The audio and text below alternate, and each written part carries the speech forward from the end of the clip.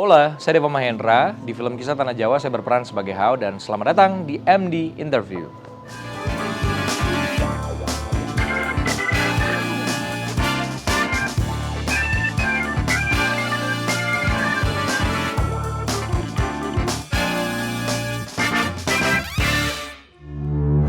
Kepalanya itu loh, gundul, kayak tengkorak.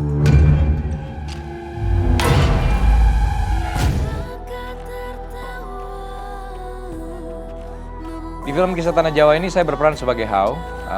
Tentu teman-teman semua yang aktif menonton platform YouTube kenal betul ya, apalagi yang suka dengan cerita-cerita mistis pasti kenal betul dengan sosok Hao. Nah benar, saya memerankan sosok Om Hao, tapi tentunya Hao yang ada di film Kisah Tanah Jawa ini adalah Hao yang memang di-create melalui sebuah proses kreatif di mana Hao aslinya juga terlibat, yang tentunya juga pendekatannya mungkin tidak akan seperti biopik pada umumnya, tapi tentu memang ada beberapa gesture, ada beberapa pembawaan yang saya identifikasi dari Om Hao, lalu kemudian saya aplikasikan di karakter Hao yang saya mainkan di film Kisah Tanah Jawa.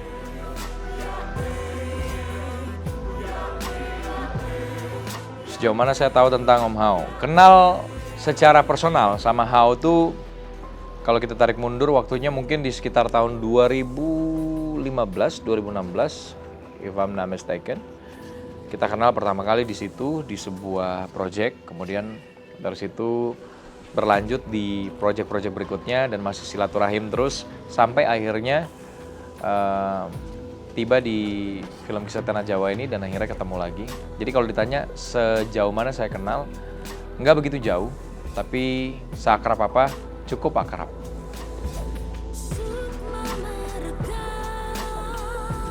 Cara membangun karakternya tentu acuannya paling utama adalah skenario ya, gitu. Seperti yang saya jelaskan tadi, meskipun memang sosok Om Hao ini in real life ada, tapi pada akhirnya kan Om Hao yang ada di Kisah Tanah Jawa ini adalah Om Hao yang coba dipotray sebagai karakter yang punya ceritanya sendiri gitu.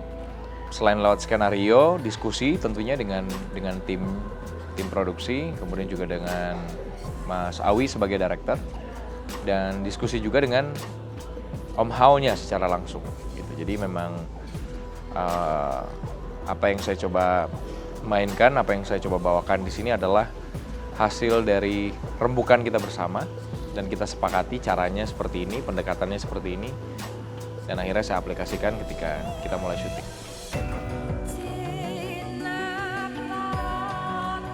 Sama-sama suka kulineran kayaknya ya. Tapi lepas dari itu, sebenarnya Deva dan Hao tuh karakter yang sangat amat berbeda ya. Dan itu mungkin yang bikin saya dan Om Hao in real life itu jadi cocok untuk berteman, karena memang kita tuh beda banget gitu. Jadi interest kita beda, sehingga ketika ketemu lagi setelah sekian lama nggak ketemu, selalu ada bahan obrolan, bahan diskusi gitu yang kita bisa pakai. Jadi berbeda apa? Cukup berbeda.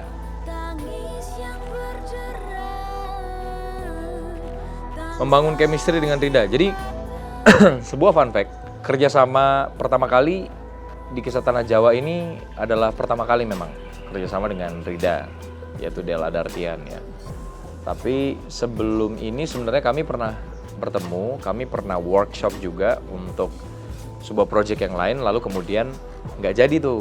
Jadi memang itulah yang akhirnya kami jadikan modal untuk dipakai lagi di workshop di Kisah Tanah Jawa.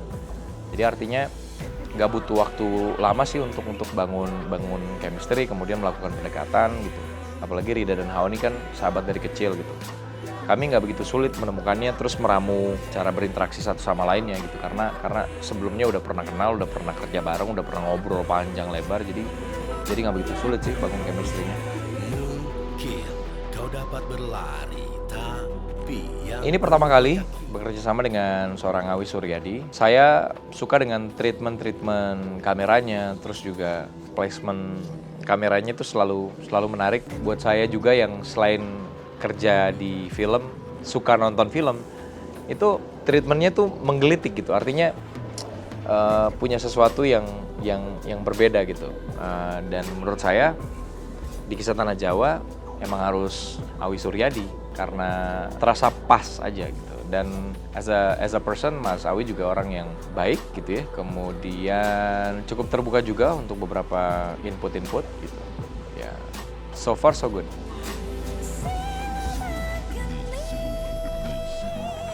Pengalaman berbeda dengan film horor sebelumnya ya tentu beda karena originalitas cerita berbeda gitu ya. Kalau film-film yang lain kan juga punya ceritanya sendiri gitu. Kisah Tanah Jawa juga punya ceritanya sendiri, punya penontonnya sendiri, punya fansnya, punya komunitasnya gitu, punya penikmatnya. Jadi menurut saya Kisah Tanah Jawa menjadi sesuatu yang sangat spesial, sesuatu yang sangat dekat sebenarnya dengan saya gitu.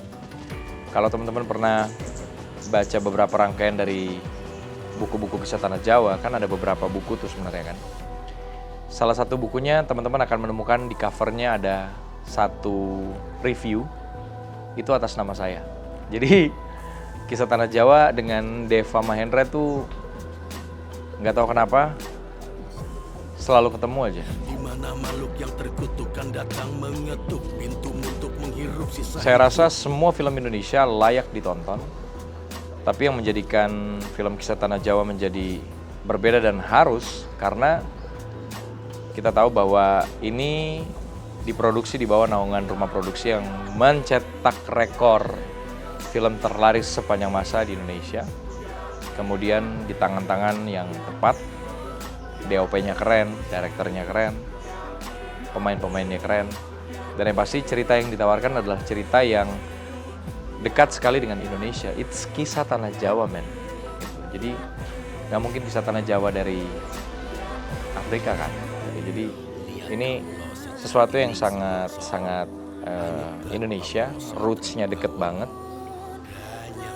Itu yang membuat film Kisah Tanah Jawa harus dimasukkan menjadi tontonan wajib di tahun 2023.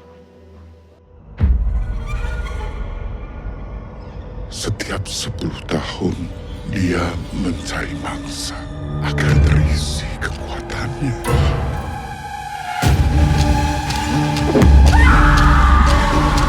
Kau pikir ini solusi semua masalah? Kalau sampai terjadi apa-apa, Pi?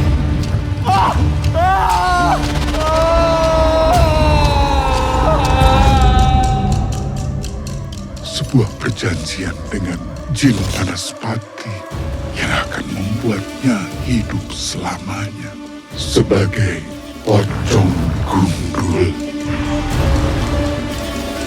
Sebenarnya ibu tidak setuju kau melakukan retrokognisi.